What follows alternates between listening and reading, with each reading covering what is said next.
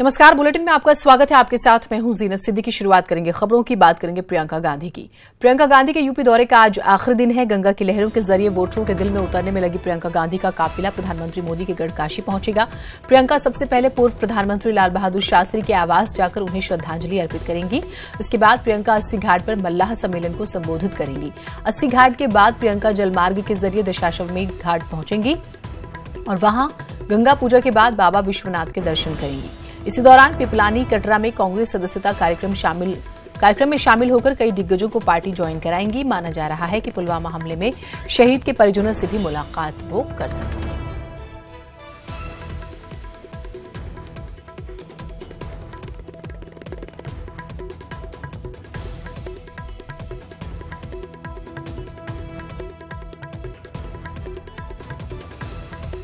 और इससे पहले प्रियंका ने मिर्जापुर में मंदिर से लेकर मजार तक अलग अलग समुदाय के लोगों से मुलाकात कर उनका मन टटोला। सीतामढ़ी में माता सीता की पूजा अर्चना करती प्रियंका। मिर्जापुर में मां विंध्यवासिनी के दरबार में प्रियंका। ख्वाजा इस्माइल चिश्ती की मजार पर चादर चढ़ाती प्रियंका। बोट के जरिए वोट जुटाने निकली प्रियंका गांधी तय शेड्यूल के मुताबिक मंदिर और मजार पर हाजिरी लगाने पहुंची। हालांकि जब उनसे पूछा गया कि उन्होंने माता से क्या मांगा तो जवाब सुनिए। मैं भगवान से मांगती नहीं हूँ, मैं धन्यवाद देती हूँ इस जीवन के लिए। अपनी यात्रा के दौरान प्रियंका वोटों का समीकरण साधने में जुटी हैं। सीतामढ़ी मंदिर से निकलने के बाद वो सीधे बनकट गांव पहुंची। बुनकरों के दबदबे वाले क्षेत्र में कालीन बुनकरों से मुलाकात की। केंद्र सरकार को कटघरे में खड़ा किया और कांग्रेस के लिए एक मौके की मांग की। यार मेरे आगे दो कैमरे आ रहे हैं, बता मैं क्या नीचे कर लो हल्का सा, लेकिन बहुत कैमरा आ गया, क्या करूं, बहुत कैमरा आ गया यार, मोबाइल थोड़ा सा नीचे कर यार। फुलचंद जी, अभी प्रियंका गांधी आपसे मिलकर क्या कहा? हम लोग को कहा कि आपको घर मिलेगा, पानी मिलेगा, हर चीज बोला हमसे सीतामढ़ी में बात भी हुई थी, आधा घंटा हम बैठे थे। थोड़ी असहज स्थिति तब बन गई जब विंध्यवासिनी मंदिर में प्रियंका के पहुंचने से पहले श्रद्धालु मोदी मोदी के नारे लगा रहे थे। जो लोग प्रियंका की सियासत को करीब से जानते हैं वो बताते हैं कि प्रियंका वो तरीका जानती हैं जिसके जरिए लोगों के दिलों में उतरा जाए।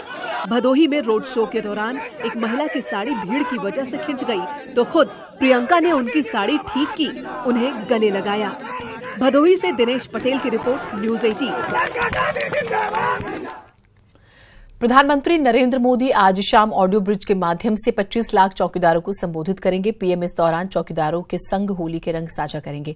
मैं भी चौकीदार अभियान के तहत वोटरों की नब्ज भी टटोलने का काम करेंगे। इसी क्रम में प्रधानमंत्री नरेंद्र मोदी 31 मार्च को वीडियो कॉन्फ्रेंसिंग के जरिए देश के लगभग 500 लोकेशंस पर उन चौकीदारों से बात करेंगे जो मैं भी चौकीदार अभियान से जुड़े हुए हैं। उन्होंने कहा है कि प्रधानमंत्री नरेंद्र मोदी इन आम लोगों को पर्दे के पीछे से निकालकर एक नए भारत के ध्वजवाहक के रूप में लाना चाहते हैं।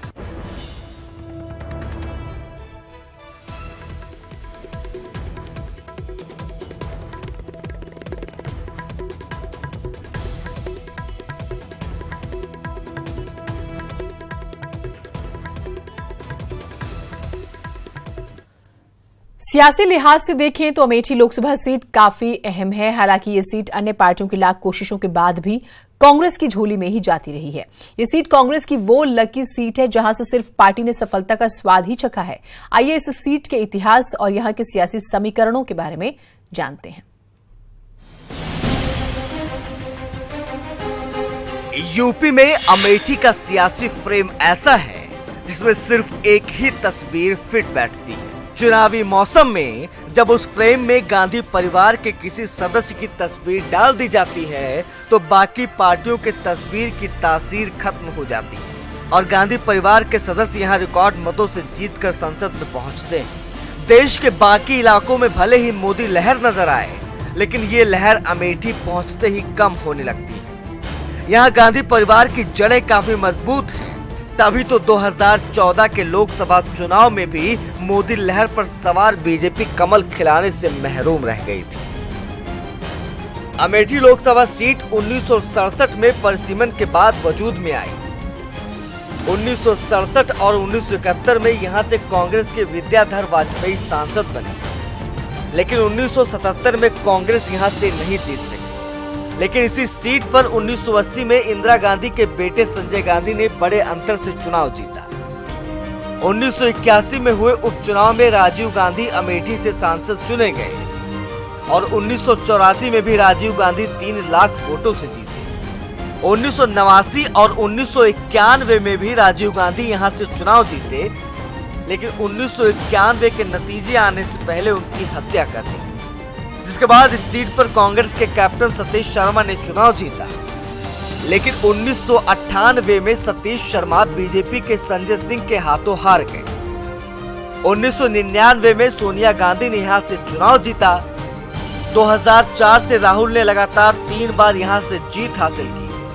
हालांकि इस बार यहां के वोटरों का मिजाज बदला हुआ है। समीकरण जो विकास करने वाला व्यक्ति हो वह चुनाव जीते, और सरकार तो मोदी की ही बन रही है। मोदी की सरकार होते हुए भी यहाँ का विकास जो कुछ हुआ है, स्मृति ईरानी चुनाव हारी, उसके बाद भी क्षेत्र में उनकी उपस्थिति बनी रहती है। यहाँ के मतदाताओं से और कार्यकर्ताओं से वो संवाद करती हैं। इस बार के चुनाव में जिस तरीके से पहले के चुनाव में होता आ रहा है, उसी तरीके से फिर राहुल जी चुनाव जीतेंगे। और जितने प्रोजेक्ट हैं जब सब ले जा रही हैं, तो उसका श्रेय तो इनको भोगना पड़ेगा, स्मृति जी को, भाजपा को। अमेठी लोकसभा सीट पर दलित और मुस्लिम मतदाता किंगमेकर की भूमिका में है। मुस्लिम मतदाता करीब 4 लाख के करीब है। तकरीबन 3.5 लाख वोटर दलित हैं। अमेठी संसदीय सीट को कांग्रेस का दुर्ग कहा जाता है। इस सीट पर अभी तक 16 लोकसभा चुनाव और 2 उपचुनाव हुए हैं। इनमें से कांग्रेस ने 16 बार जीत दर्ज की है। अमेठी लोकसभा सीट के तहत 5 विधानसभा सीटें भी आती हैं, जिनमें तिलोई, जगदीशपुर, अमेठी, गौरीगंज और सलोन शामिल हैं। 2017 के विधानसभा चुनाव में 5 सीटों में से 4 सीटों पर बीजेपी का कब्जा रहा, लेकिन कांग्रेस को एक भी सीट नहीं मिली। अच्छा है, स्मृति ईरानी जीतेंगे इसमें, और जो काम किया है, जो आ रहा है यहाँ अमेठी क्षेत्र में देख रहा है। और राहुल गांधी तो कभी आए नहीं, जो आए तो सड़क तक भी नहीं बनवा पाए, जो आते तो महीने में हर रोज, लेकिन कि एक सड़क पूरी रायबरेली से जो अमेठी क्षेत्र के है। मुद्दों पे वोट करेंगे आप लोग इस बार के चुनाव? हम विकास के मुद्दों पर। बात अगर 2014 के लोकसभा चुनाव के नतीजों की करें, तो कांग्रेस के तरफ से राहुल गांधी को 4,08,651 यानी 46.71% वोट मिले। दूसरे नंबर पर रही बीजेपी की प्रत्याशी स्मृति ईरानी को 3,07,048 वोट यानी 34.38% वोट मिले। तीसरे नंबर पर रहे कुमार विश्वास को 25,527 यानी 2.92% वोट मिले। राहुल गांधी अमेठी से लगातार तीसरी बार सांसद हैं, लगातार अमेठी के दौरे पर रहते हैं और वहां के मतदाताओं से मुलाकात करते हैं। इस बार भी अमेठी से राहुल गांधी उम्मीदवार हैं। 2019 के लोकसभा चुनाव से पहले सब कुछ बदल गया है। बीते 5 सालों में राहुल गांधी ने जिस तरह से खुद को पीएम मोदी के खिलाफ तैयार किया है और अपनी छवि को सवाल पूछने वाले के तौर पर बनाया है। अमेठी को कांग्रेस का मजबूत दुर्ग माना जाता है, जिसे भेदने की कोशिश में लगातार बीजेपी जुटी हुई है। इस सीट से बीजेपी उम्मीदवार रही स्मृति ईरानी ने चुनाव हारने के बाद भी अपनी सियासी सक्रियता में कोई कमी नहीं आने दी। स्मृति लगातार अमेठी का दौरा करती रही है। जमीनी कार्यकर्ताओं से मिलने के अलावा आम लोगों के दुख दर्द में शामिल होती रही है। साथ ही इलाकों में कई परियोजनाओं का शिलान्यास कर स्मृति लगातार राहुल गांधी को टक्कर दे रही है। न्यूज़ 18 के लिए अमेठी से पप्पू पांडे की रिपोर्ट। जूता कांड की वजह से हाल ही में चर्चा में आया संत कबीरनगर जिला इस बार के लोकसभा चुनाव में और भी ज्यादा खास बन गया है। गोरखपुर से महज 30 किलोमीटर की दूरी पर बसा संत कबीरनगर कई मायनों में खास है। ये लोकसभा सीट सूबे की वीआईपी सीटों में से एक है। रिपोर्ट देखिए आप। संत कबीरनगर की लोकसभा सीट मौजूदा वक्त में एक वीआईपी सीट बन चुकी है। इसकी कई वजह हैं। बस्ती मंडल का संत कबीरनगर जिला मुख्यमंत्री के गृह जनपद से महज 30 किलोमीटर की दूरी पर बसा है, जो 62वें लोकसभा सीट के नाम से भी जाना जाता है। आंकड़ों के मुताबिक संत कबीरनगर में 19,44,454 मतदाता हैं, जिनमें 10,57,141 पुरुष मतदाता हैं और 8,87,227 महिला मतदाता हैं। वहीं बात अगर सर्विस मतदाताओं की करें तो इस सीट पर 3,589 सर्विस मतदाता हैं। 2014 के लोकसभा चुनाव में यहां मतदान प्रतिशत 54.77% था। गौर करने वाली बात यह है कि इस बार के लोकसभा चुनाव में यहां 28% युवा मतदाता हैं, जो चुनाव के परिणाम को किसी भी ओर मोड़ सकते हैं। संत कबीर नगर जिला 5 सितंबर 1997 को बनाया गया था। संत कबीर नगर लोकसभा क्षेत्र में 5 विधानसभा सीटें आती हैं, जिनमें मेहंदावल, खलीलाबाद, धनघटा, आलापुर और खजनी शामिल हैं। ये सीट फिलहाल बीजेपी के पास है। 2014 लोकसभा चुनाव में भाजपा ने यहां जीत का परचम लहराया था। लोकसभा चुनाव 2014 का परिणाम कुछ इस तरह था। भाजपा प्रत्याशी शरद त्रिपाठी को कुल 3,48,592 मत मिले थे। वहीं 2,50,906 मत पाकर बसपा प्रत्याशी व पूर्व सांसद भीष्म शंकर उर्फ कुशल तिवारी दूसरे स्थान पर रहे। सपा प्रत्याशी भालचंद यादव तीसरे नंबर पर थे, जिनको 2,40,159 वोट मिले थे। हाल ही में जूतम पैजार करके चर्चा में आए बीजेपी के सांसद शरद त्रिपाठी भी जनता के बीच इन 5 वर्षों में काफी कम ही गए, जो बीजेपी को इस बार नुकसान पहुंचा सकता है। मौजूदा हालातों पर संत कबीर नगर के मतदाताओं का क्या कुछ कहना है, अब जरा वो भी सुन लीजिए। जो शिक्षा व्यवस्था देखे, मतलब जो बढ़िया से बढ़िया सुविधा दे, उसी को हम लोग चुनेंगे। विकास के मुद्दे क्या चाहते हैं, कैसा विकास? यहाँ बेरोजगारी बहुत है, यहाँ शिक्षा बहुत पीछे चल रहा है, यहाँ के शासन प्रशासन बहुत ही खराब है। यही सोच विचार के कि जो हमारे दिमाग में आएगा कि हाँ यही मेरे लिए सही है, ये जो है भ्रष्टाचार को हटाएगा एक, और ये नेतागिरी ना चले और जगह जगह संस्थाओं में पैसा लेके काम होता है, ये सब ना हो। जो भी विकास की जो चीज़ें हैं, उस पर जो मूलभूत चीज़ें हैं, बेसिक जिसको कहते हैं, उस पर सरकार का ध्यान अगर आकर्षित हो तो जनता को डायरेक्ट लाभ मिलेगा। केंद्र सरकार के स्तर से तो बहुत विकास हुआ, रेलवे का भी विकास हुआ, सड़कों का भी जाल बिछा, रेलवे का वो हुआ, सेनाएं हमारी सुदृढ़ हुई, सीमा सुरक्षित हुई। लेकिन स्थानीय स्तर पर नेताओं की उदासीनता से जनता में आक्रोश। तो भले ही बीजेपी ने अभी इस सीट पर अपना उम्मीदवार न उतारा हो, लेकिन एक बात तो मान कर चलिए कि इस बार इस वीआईपी सीट को जीतना किसी भी पार्टी के लिए आसान नहीं होगा, क्योंकि 5 साल के बाद अब समीकरण और हालात काफी बदल चुके हैं। न्यूज़ 18 के लिए संत कबीर नगर से अमित अग्रहरी की रिपोर्ट। उधर यूपी के बुंदेलखंड की हमीरपुर लोकसभा सीट पर मौजूदा समय में बीजेपी का कब्जा है। हमीरपुर लोकसभा सीट यमुना और बेतवा नदियों के संगम पर बसी हुई है। राजनीतिक रूप से इस संसदीय सीट पर समय के हिसाब से लगभग सभी पार्टियों ने अपनी सियासी उपस्थिति दर्ज कराई। फिर एक बार रणभेरी बच चुकी है और इस स्थिति में इस सीट की वर्तमान सियासी समीकरण और इतिहास को समझना जरूरी हो जाता है। रिपोर्ट।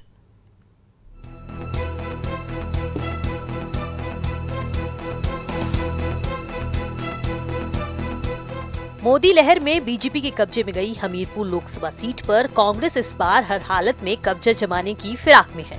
कांग्रेस के लोग कई कार्यक्रमों के जरिए स्थानीय सांसद की विफलता को दर्शाने में लगे हुए हैं।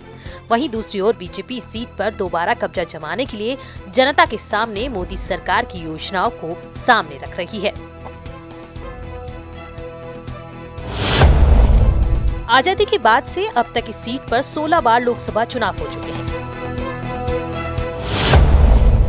पहली बार 1952 में हुए चुनाव में कांग्रेस के मनुलाल द्विवेदी जीतकर संसद पहुंचे और 1971 तक 5 बार लगातार ये सीट कांग्रेस के कब्जे में रही। कांग्रेस की जीत का सिलसिला 1977 में लोकदल ने रोका।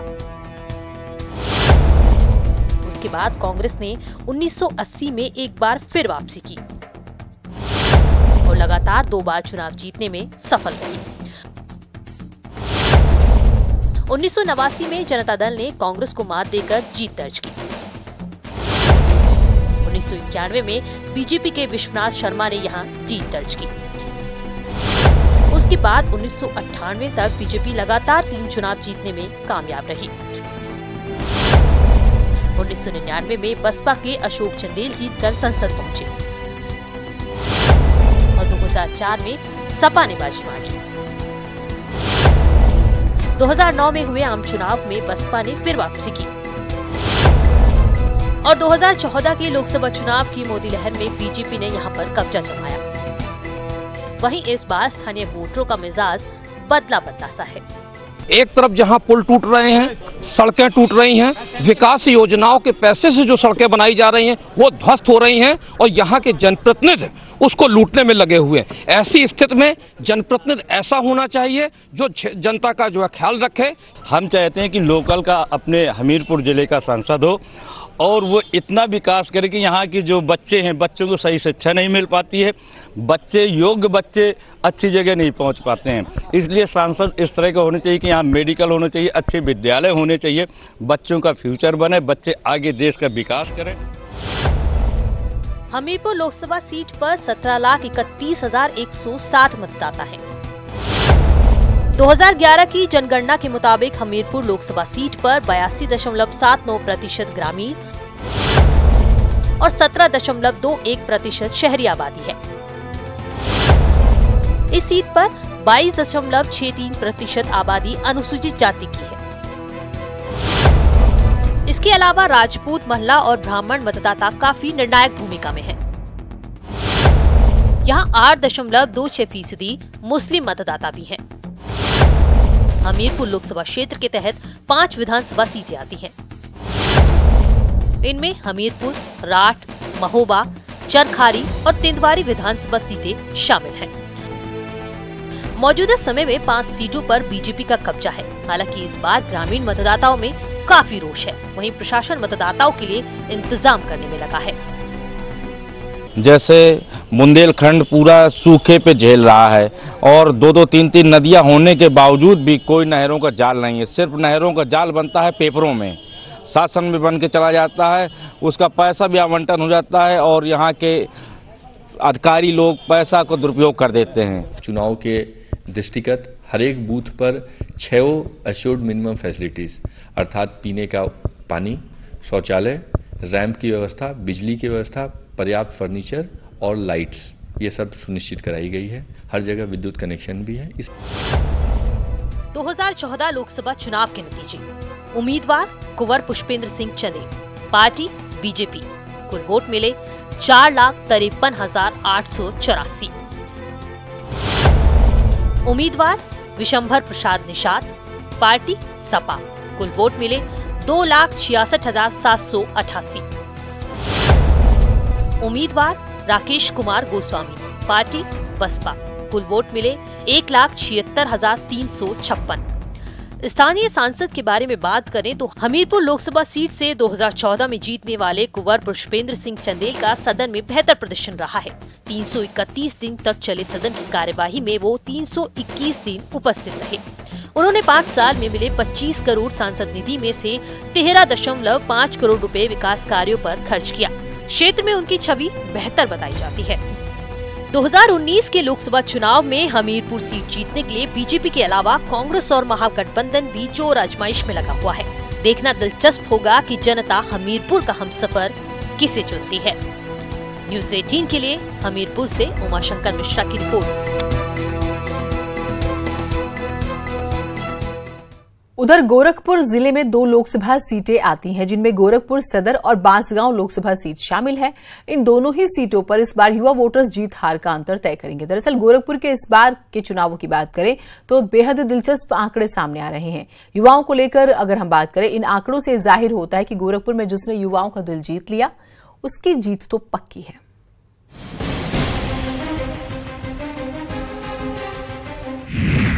गोरखपुर सीट पर युवाओं का दम। चुनाव में युवा बनेंगे भाग्य विधाता। जिसने जीता युवाओं का दिल, उसके सिर सजेगा जीत का सेहरा। सूबे के मुख्यमंत्री योगी आदित्यनाथ का गृह जनपद गोरखपुर एक बार फिर सुर्खियों में। लोकसभा चुनाव के मद्देनजर पूरे देश की नजर एक बार फिर जिले की 2 लोकसभा सीटों पर टिक गई।